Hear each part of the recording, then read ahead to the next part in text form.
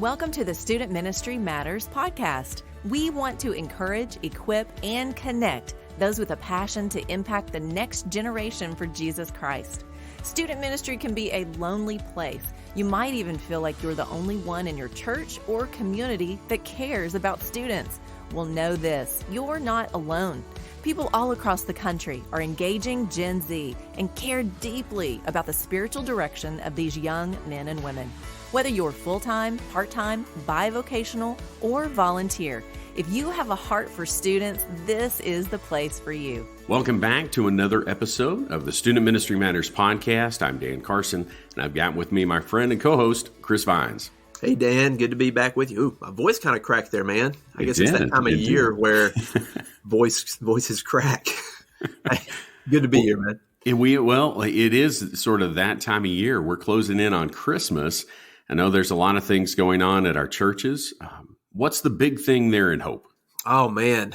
For us, it's actually tonight. So we're recording this on a Thursday. And what is today? The 15th, December the 15th. Yeah. Tonight is our Community Carol Christmas Sing-Along. It's our third annual Community Carol Christmas Sing-Along. And so in Hope, there is a little bit of history to us in more than one way, but a man named Paul Klipsch, who was the pioneer in, I guess what you would call Klipsch speakers, that kind of thing. Yeah. Sorry, I'm really outside of my element when I start talking about this kind of stuff. And so there's people out there that probably listen to this. Hey, check it out. If you want to know, I mean, these guys, these speakers are sold all around the world. But anyway, we have a what's called a Klipsch auditorium, which is just kind of downtown, historic, and just really a neat feel. And so for 3 years running now, we've had a what we call a community Christmas Carol sing-along, where we invite other churches that have singing groups and bell choirs and all this kind of stuff. And then, of course, the community come in and we just have a big Christmas Carol sing-along. And so anyway, that's tonight. And so that's the big thing that we've been kind of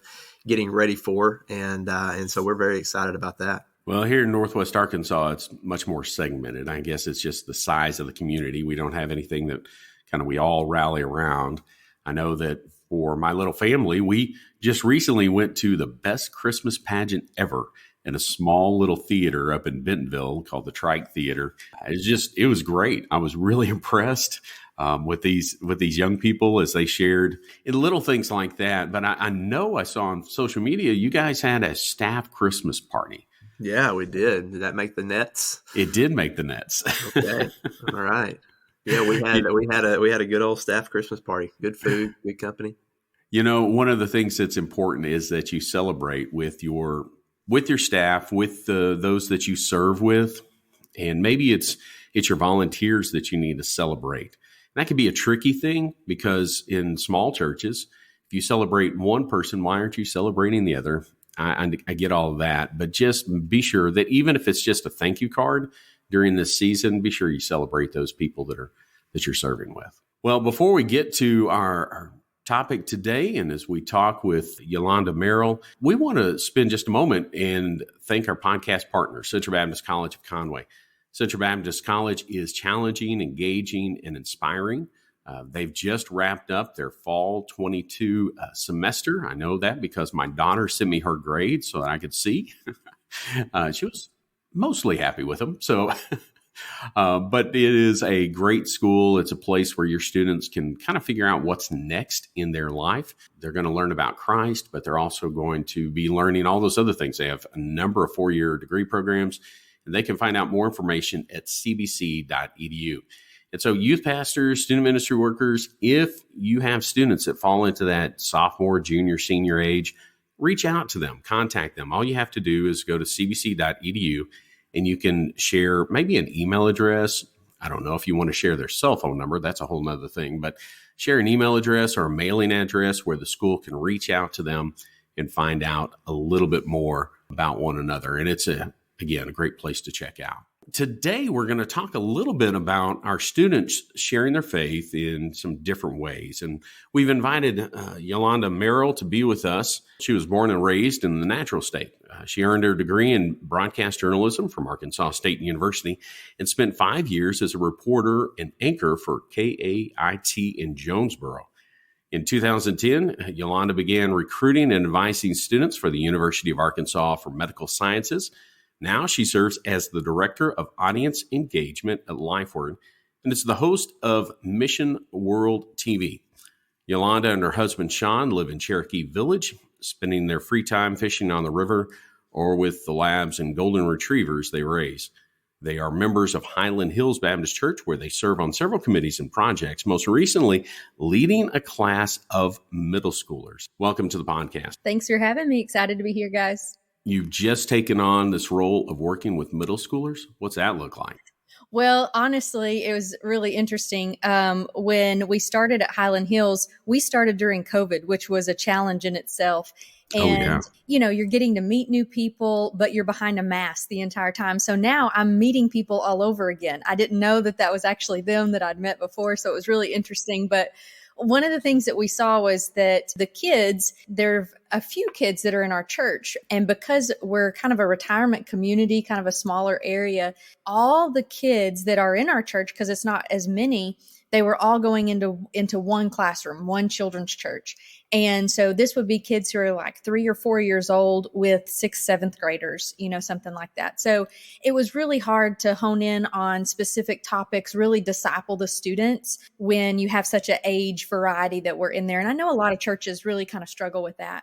So I just volunteered to say, hey, I'll just take the kids out for a little bit and we'll start working through the Bible. So that was a lot of fun. So I had students who were, around 3rd grade to 6th grade. That's kind of the age range that we had. And man, it was a lot of fun. We had a really good time together and just kind of working through the Bible and learning basics. What is the Bible? Where does it come from? Kind of the makeup of what it is.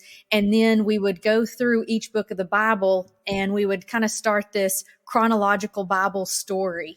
And the kids would get involved and, man, it was really fun. And so every day they would come in, we would have a review. And of course they got prizes, during our review, but they really loved the story about the spies going in to Canaan, because they got to be the spies that day. So, middle schoolers are cool because you can pretty much do whatever you want with them and they think it's awesome. So it was really fun.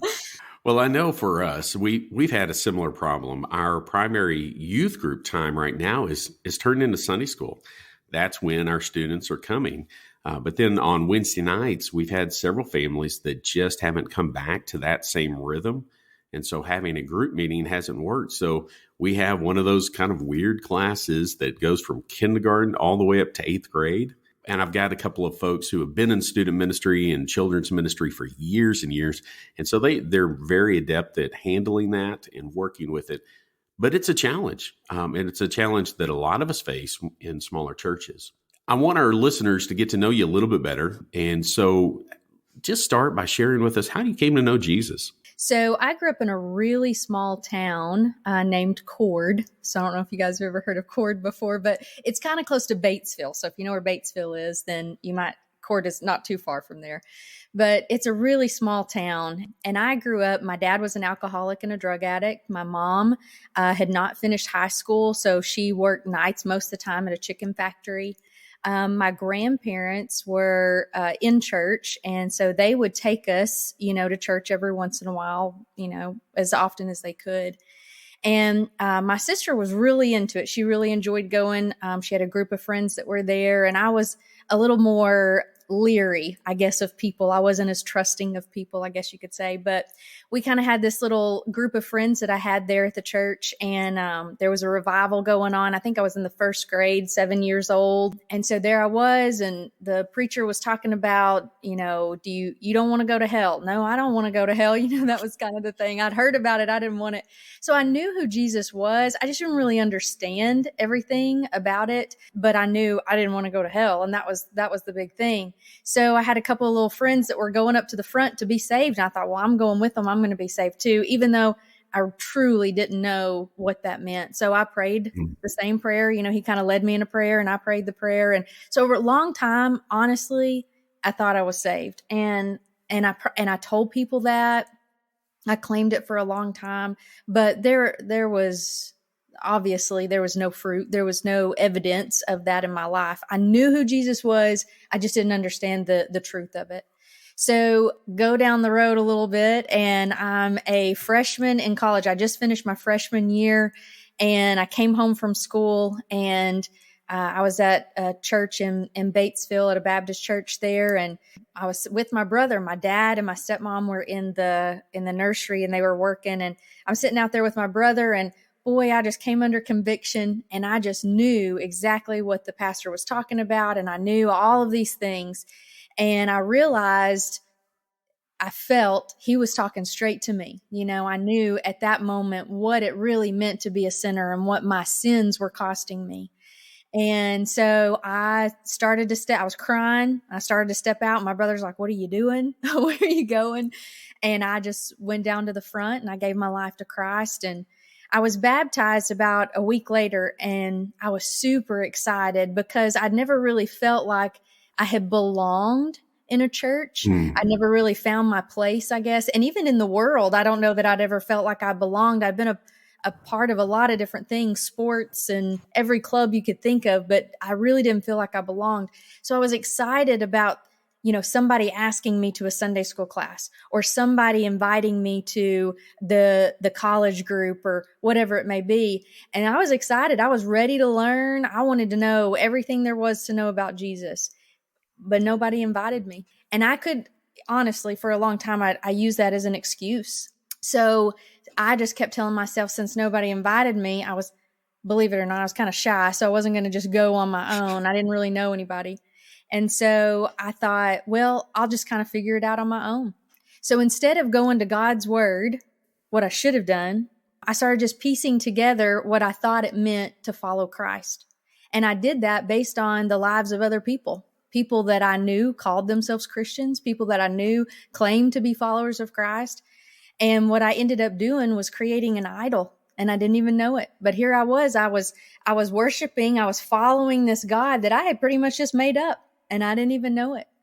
And it wasn't until 2010, I was at Herman Baptist Church. My now husband had invited me there, and it was kind of like, really, that was where we went on our first date. It was to church, so that was exciting. But I was in Sunday school class, and I was just sitting there, and they started talking about this topic, and they said something about John the Baptist being beheaded, and I thought, I didn't know that. And then I started thinking, how much is in the Bible that I don't really know? And so I thought, okay, this is it. I'm going to have to take responsibility for what I know and what I know to be true. I don't want to listen to what everybody else says, because every time I would learn something new, it would go against what I thought was true. So I started searching it out for myself. And so I did Faith Bible Institute. I don't know if you guys have ever heard of that. We had it at our church, and it was awesome. And so I finished that. It's 6 semesters of college courses that teach you about the Bible and theology. And it was awesome. I loved it. And then I started, our pastor at the time was Sean Brandon and his wife, Janae Brandon. And she just kind of took me under her wing and started showing me what it means to follow Christ. And she discipled me and allowed me to be with her as she taught these younger girls in our youth group. And so I got to come alongside her and learn what that looked like. But so discipleship is a big part of my heart, because, man, I needed that in the beginning, and no excuses. I should have sought it out for myself. But anyway, that's my story, and I've never looked back. It's a joy to serve the Lord. As you look back on those high school years, it sounded like that you accepted, well, it didn't sound like, you shared with us that you accepted Christ in college. And so was somebody investing in your life during those high school years? I mean, even if it wasn't someone in the church, was there a person that you kind of looked at and said, hey, that's my person? It's really interesting, because there were so many people that God had placed in my life along the way that were pouring into me in certain aspects. There was a young lady that was on our basketball team, so I played basketball. We really didn't have very many sports, by the way, at our school, but we played basketball. So, and her name was Leanne Anderson, and she's now Leanne Bullington. They live over in Bologna, but she was a wonderful, wonderful example of who Christ is. And so all throughout my junior high school, I mean, I could see that's truth. I knew that to be true. So she was one of those people for sure. And I had others. I had a best friend in high school. Her mom and dad pretty much kind of raised me. So like I said, my mom and dad had several things going and some issues that were hard to work through. And so I spent a lot of time at my friend's house, weeks at a time, just staying with her. And her parents were very nurturing and pouring into me, and they would take me to church, things like that. So I definitely had those people. Those were the Warys, and I love them. And I still think of him as my dad, my second dad. So there were definitely those great people who would pour into me for sure. But as far as that one person who really came alongside me, honestly, that wasn't until I was at Herman, and it was Janae. Well, I have to say, I know you. We've met in person.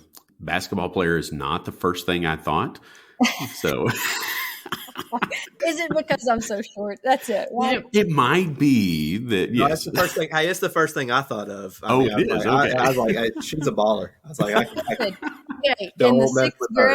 in my sixth grade graduation, I was trying to decide, am I going to say, when I grow up, I want to be a WNBA player? Because at that time, there wasn't a WNBA. So it was like, I'm going to be the first woman in the NBA, whatever. Or am I going to play saxophone for Michael Bolton? So it was like, I don't know which one. So. But yeah, I did. I played basketball. Like, again, I said, we only had 8 girls on our team. It was really small. So I was just fast. That was the main thing. I wasn't really good. I was just fast. And I would, my friend Tiffany and I were kind of like the Bash Brothers. I'd foul out of every game. But it was so much fun. And my first year of college, they let me play basketball my first year because I begged them, I guess. But yeah, so they let me play. Okay, so dang, Dan. Hey, did you hear that, Dan? She's a collegiate athlete, and you didn't see it. And I didn't see it, but I did not expect her to say that she was like one of the Bash Brothers. That really surprised me. Yeah. Oh, those were fun times. My coach would make me hold a towel between my hands behind my back. So whenever I was guarding somebody, I would quit reaching in because but I'd always get the award for most steals or whatever. My grandma was real upset about that, though. She came to my awards banquet and I got an award for most steals, and she thought that was just morally wrong. You shouldn't steal. Oh, that's funny. That's funny. I bet I'm starting to picture something now. Like if you were to go to and I'm sure you do go to, some local high school basketball, I bet you're not sitting in the stands quietly. Oh no, absolutely not. And you can ask the guys over at the Baptist Trumpet. We had a good game night at one of the retreats, and I am very competitive, but I get really into it. In fact, my brother, he's 4 years younger than me, and so he was still in school, and so I go watch him play ball, and I'm sitting on the lowest bench closest to the court. And he gets a steal and he starts running down the court. And the next thing I know, I'm running down the court beside him. That's how ridiculous I was. And I caught myself and I thought, what am I doing? I gotta go sit down. Yeah. It was really embarrassing, actually. So that's awesome. Yalanda, I know that you host the Mission World TV program and shares about the BMA of America's mission program and things that are going on there. I know that your husband, Sean, hosts another show for Lifeword. Tell us a little bit about that one. Yeah. So Outdoors with Sean Merrell, he actually had an episode that came out today. So the 15th. And so he has an episode that comes out on the 1st and the 15th. And the idea is that, everybody speaks a different language, and his language is hunting and fishing. So that's what he grew up doing. And so in fact, in his senior year of high school, he had to be reinstated because he had missed so many days because he was out trapping or hunting or fishing, So it's part of who he is. And he loves it. So he wants to share that with others. So we go out and we film some episodes. There's always some stupid, funny thing that happens, And so we go out, we film these episodes, and he talks about, okay, here's something that's going on in the outdoors, some tips you need to know, or here's a hunt that I was on. And then we are able to use it as a devotional and kind of point people back to scripture and to Lifeword. And we have a lot of fun doing it. It's there is always something. Last year we did one about the greatest gift ever, and he got these heated socks, and so he had those on, and then all of a sudden it started a fire in the hunting blind, and he takes off running, and so it's obviously all of that didn't really happen, but it was really funny. So anyway, we had a good time, and I get to be the producer of that show. I do all the videoing and the writing, and I send it in for the edits, and he just gets to be the beautiful talent. So. That's great. Yeah. He says, this is how it all comes together. He'll say, okay, I got something really funny. Now what are we going to do with it? And I'm like, okay, let's think about this. And so we come up with some fun ideas. So yeah, Outdoors with Sean Merrell comes out the 1st and the 15th of every month. You can see it on Facebook or YouTube or Vimeo, any of those things. Well, we'll include a link in our show notes so that people can check that out. I am curious though, you mentioned that you like to fish. And of course, your husband likes to hunt. What is your favorite thing that he might bring home or that you guys might bring home to enjoy as a meal? Well, I will say this. He's brought a lot of stuff in, and I don't know how to cook it all. I have to look stuff up, like how do you cook squirrel or, things like that. But we eat about 6 to 7 deer a year. So we don't buy hamburger meat, things like that. We just deer tenderloin. Instead of burger, we use deer, and it's ground up. And so you would never know it unless you asked, but anyway, it tastes just the same, but it's really good for you. So it's lean and so low in cholesterol. So it's really good for us. But so probably deer. I've cooked pheasant and rabbit, lots of rabbit. Thankfully, I haven't had to cook anything like possum or skunk or coon or something like that, nothing like that. But he has eaten those before. And so that's kind of a funny thing. All I got to say is our international listeners are probably going, what in the world are they talking about? So you know what? They might actually, they may not have those animals, and some of that's true. but some of them, they might go, hey, yes, like that's really good. Who knows? Have you ever made the age old coon and collards? No, I haven't. I have not had the pleasure. Well, maybe one day, Sean, if you're listening to this, yeah, he'll tell me that there's certain things that, like they just kind of taste greasy or, something like that. And so some things I'm just not cut out for, I think. So I'm doing my best. Yeah. If my rule of thumb is if the animal finds the bulk of its meals in a trash can, I don't really want to eat it. Yes. I'd have to say the same. I would have to say the same. Yeah. I kind of have a rule, kind of a guide that I go by, like, okay, I'll eat this, and I'm not eating this, but I'll cook whatever he'd like as long as I have a recipe. So that's right. What about fish? Do you have a favorite? Oh, yeah, man. Well, up here we have a lot of smallmouth fish. And so we live right on the South Fork of the Spring River. So we love fish. So, bass or trout, if we are able to get up and get some of that, that's really good. So just a lot of really good stuff. We love fish over here. So we put in a pond and we put in some bluegill and some, I don't know what all he put in it, but we're still waiting for those to grow. We think an otter has been getting in our pond and still in our fish. But anyway, we're waiting on those to grow so we can start having, Friday fish fries or something. Well, Yalanda, we know that you work with Lifeword. Tell us a little bit about that, what you do there. So at Lifeword, I'm the director of audience engagement. And the idea with hiring me on was to create a way for Lifeword to continue what it's doing, what it's always done, which is to share the gospel. And so to proclaim. And to add to that, how do we go from that to also discipling? So proclamation and discipleship. So the Lord said to go and make disciples. So go share the gospel and then teach them. And like I said, discipleship is a big part of my heart. And I had shared that with Donnie several times, different conversations. And he said, I've got something in mind for you. So we at Lifeword right now are creating a digital discipleship portal. And the idea is that people will be able to use this portal to go through in a video or text format, however they need. and they'll be able to be introduced to what discipleship is. And then the kicker is when they finish, they'll be able to connect to a local church. And so we're building these kind of a database of churches that they can connect to, not just to connect and say, here's when their services are, but to be connected to begin discipleship. So they've already been introduced to what discipleship is. And then let's say that they connect to Highland Hills Baptist Church. We're going to make that one-on-one connection with their disciple maker, the person that they're going to go with. And so they'll be connected with them, and they can begin discipleship under them and continue there at the church. However, we know that there will be people who are joining and seeking out these answers and things like this online for a reason. And so they may not connect to a local church for whatever reason is going on. Maybe they've been hurt by a church in the past, or maybe they're still trying to figure out what church is.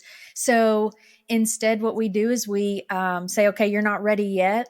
Let us take you through an online discipleship time and let us invest in you. And all the while, we continue to encourage them to connect to the local church, because we know that's where Jesus said that, hey, that's where it's happening. That's where he is going to fulfill his great commission, is through the local church. And so that's what we want to happen. So we're in the process right now with developers and getting this built. So the content phase is over. The videos have been recorded. That's with our production team. So in post-production, they're getting all that edited. But soon we're going to be rolling it out, and we're going to be asking churches to come alongside us. Are you ready to disciple people? And if our churches aren't ready, hey, let us help you get ready. Let us teach you how to do that. Let us give you a good training program. And then the same thing with our youth pastors, and then with our students. And the idea is that someone could take their phone and they could pull this up and they could walk somebody through discipleship. And the big thing about this is we want to connect them to a local church, and it's doable. It's not a super, super lengthy process. We're not here to teach you everything there is to know about God, and obviously, because we don't know everything about God, but it's not going to be a huge lengthy process, but it's a way to get you started to where you can learn more and be prepared to take somebody else through it while you continue to learn more. Well, I know that you're currently in the development and pilot stage, and you're working through some of those things. So as we get closer to a more broad launch, we're going to have you back on to talk about this program and how people can be involved with it and how that can be beneficial to student ministries. You know, one of the things that we need so much, especially for the small to mid-sized church with these volunteer, bivocational, part-time guys and girls that are out there working and serving students, we just need resources. I mean, it is vital, and that sounds like what you're going to have for us. But what I love is that you're utilizing a digital platform. I mean, that is what we've all learned is useful in today's society, but you're wanting to point them to the local church, and that's ultimately where all of this needs to point us in that same direction. But I want to just take a moment or two to talk about students and sharing their faith and their faith stories through the process of being on an online platform of some sort.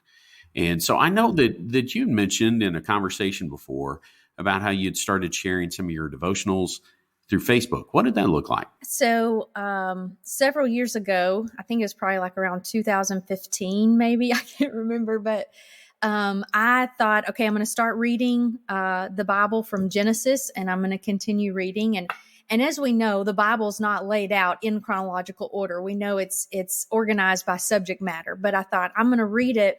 And as I go through, I'm going to really intensely read it and study it out and soap. You know, you guys know the acronym. I'm going to soap through the Bible. I'm going to figure out, how does this apply to my life? I'm going to really study through it.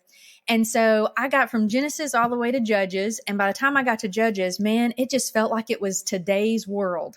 And, you know, the big theme of Judges is they did that which was right in their own eyes, which meant it was wrong in God's eyes. And how much of the world looks like that today? And I was very convicted about what I was reading. And I thought, I'm just going to start sharing that. So I used Facebook as a platform because it was something I checked, every morning. And so I just started sharing what I knew on Facebook. So whatever my quiet time was that morning, whatever reflection, I shared it on Facebook, and the Lord would allow me to share some type of personal story. So I've always kind of said, what I'm doing, what I'm writing, it's just my story for his glory. And that's how he's using it. And that's what he wants to do with everyone. We all have a story. There's all these events, all these things that have happened in our lives, and God can use it for good. We know that scripture out of Romans. And so how can he use it? So I started sharing it on Facebook, and Brother Luis Ortega from Lifeword came to our church to share about Lifeword. And we took him out to lunch afterwards, and he and his family. And then they added me as a friend on Facebook, and he started reading these posts that I was doing every morning. And he shared that with our Lifeword writer at the time, Holly Merriweather, who now writes full-time for missions. But she called me and she said, how would you like to write for Lifeword and for your devotionals to be read all over the world? And I thought, well, who wouldn't want that? That's awesome. So I was super excited about that. And I just said, hey, yeah, however you want to use it, use it. Whatever you need me to do, just let me know. I'll keep doing it. So I became a blog writer for Lifeword. So everything that I shared on Facebook, they were able to use in a devotional, but also just the connections that I've made throughout the years, people on Facebook. And I would have people that seriously, I had no idea that they even knew who Jesus was. And they would comment and they'd say, I'd really needed this today, or, thank you for sharing this part of your story, or because I'm pretty transparent on there. I'm that's a big relational part. You have to open yourself up, and, we are not perfect people. And just because I have Jesus as my Savior does not mean that I live a perfect life. I aspire to do that. I want to do that. He says, be ye holy because I'm holy. So I want to do that, but it doesn't always look like that. And so I make mistakes, and I want people to see how can God use that even for his glory. So I use Facebook because I'm about to be 40. Let's just be honest. So I'm getting a little older, and Facebook is a little bit older for people, right? So, or for older people. So the thing is, there's a lot of platforms that are out there. There's Facebook, there's Instagram. This is nothing new. There's a lot of stuff that's out there for people to use. And so, I just think, what story has God given you? I mean, He's done some great things in your life and continues to do great things. So how can you share that with others? Some people are super scared to share face to face. I get it. There's all these things that we worry about, especially students in today's world.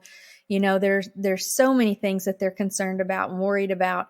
And well, how can they share? What platform are they on, or are they in, that they can share about the Lord with other students, whether it's Facebook or Instagram or Twitter, or what used to be known as Twitter. I don't even know what it's called anymore, and TikTok. And I mean, there's all these avenues. They're video gamers, they can share the gospel in that way. Whether on a sports team, whatever their platform is, they can use that to bring God glory, but they have to choose to do it. This is a question, and this is a question for you as well, Chris. We've got students who, well, society is saying, hey, you want to be famous. That there is that, and that can be a very sinful motivation for our students to be on any sort of platform. How do we help our students navigate that? They're wanting to share their faith, and they're wanting to be on their platform and to gain followers. How do we help them navigate that issue of personal fame? No, that's a great question. I don't know if I have a full answer to that. Just some thoughts that swirl through my head when it comes to, and I fall short when it comes to using digital media for the glory of God. But I know that there is a real avenue for that. And I think what I would say is what's needed is just a real look, a real view of a person's true relationship with Christ. And so what I mean by that is, I think we've probably all seen those particular Instagram posts or Facebook posts or wherever it is, of just like this. It almost looks like a stock photo. I mean, it's the coffee's just right, the highlighter, and the nice little doodle in the margin is just on point. I mean, it's just like picturesque. I mean, this is hey, spent time with Jesus this morning, and it's like, okay, good job. But I'm like, all right, what are we doing here? You know what I mean? And so that for me, I have a little bit of can have a little bit of a cynical nature anyway. And so I've got to be careful with that. But I think you get what I'm saying. Like, we don't need pictures of perfection. We need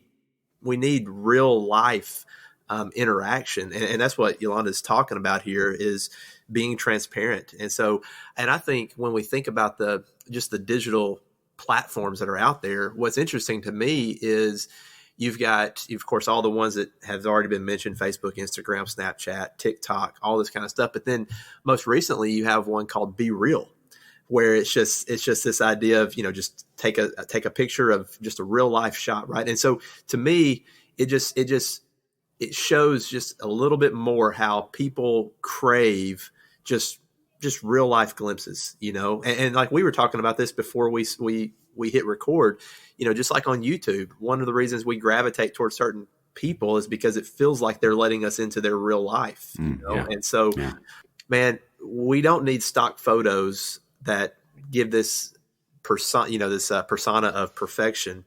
We need to show real life. And I would say I don't even know if I'm hitting close to your question, Dan, but like for anybody, but especially for a teenager who wants to make an impact in the digital world, I would say first and foremost, man, be sold out for Christ where you are. Be an active part of your church. Don't just be an attender. Be an active part. And start. When you post, it's not something you really have to think about so much as this is just my life. This is just what's going on. This is me being real. And at that point, something Jesus said in John 13 comes to mind, where he says, a new commandment I give to you, to love one another. As I've loved you, so are you to love one another. And by your love for one another, the whole world will know that you are my disciples. Right. And so when we actively and authentically are loving one another, right, within the context of a church, within the context of a community, and then outward, and then our digital platforms reflect that in a very real way, I believe that makes a huge impact for the cause of Christ and for the glory of God. And you're right, though, we have to be careful with this idea of building our own platform, building our own brand, if you will. And Jesus, he talked to that as well. And this is something I'm always I try to be careful with, and I'm just aware of.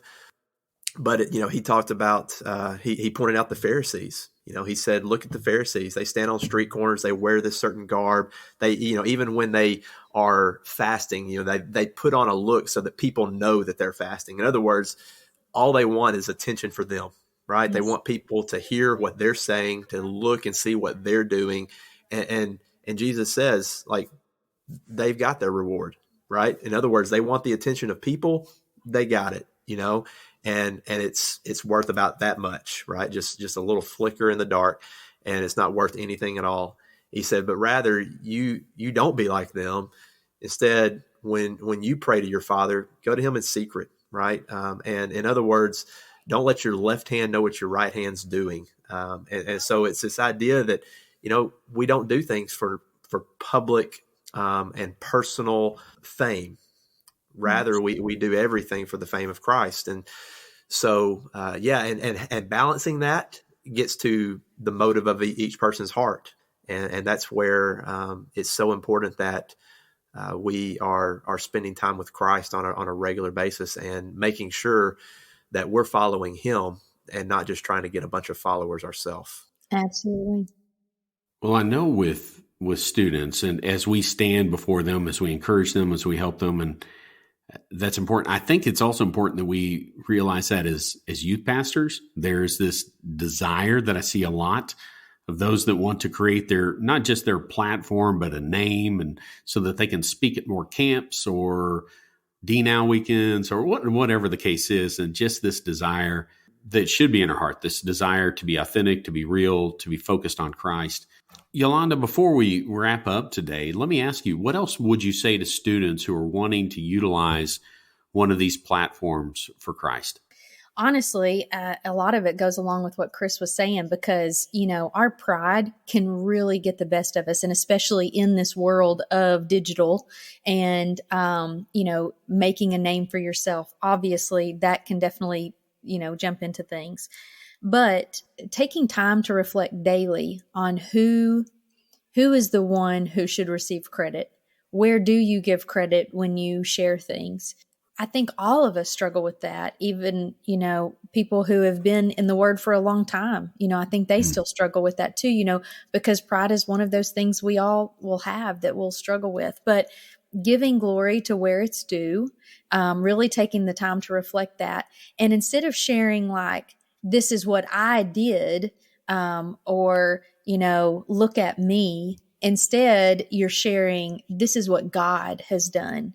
And like Chris said, our platform should be a mirror of what our life is. So who am I when the phone's not on? Who am I when the camera's not pointed at me?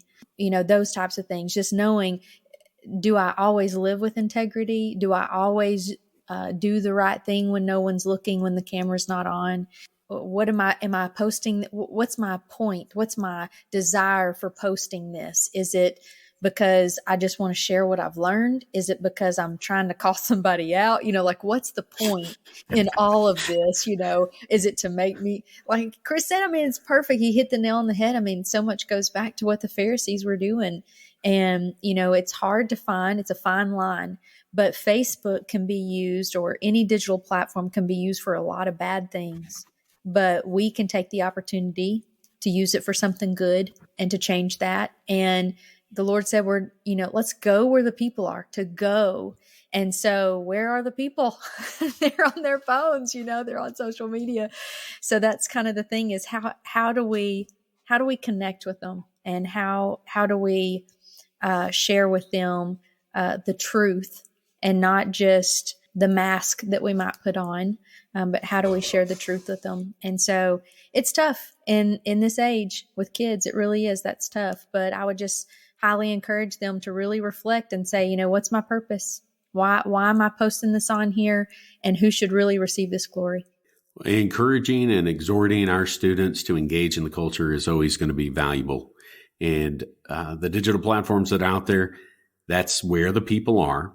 And so helping them navigate that in a godly manner, in a way that is going to honor Christ, is important. So learn more about that as you go through your day, as you go through the week. Spend some time, listen to some things that are out there. Just recently, I had a chance to listen to a blog by the Gospel Coalition talking about gaming and how that's impacting our students and young men especially.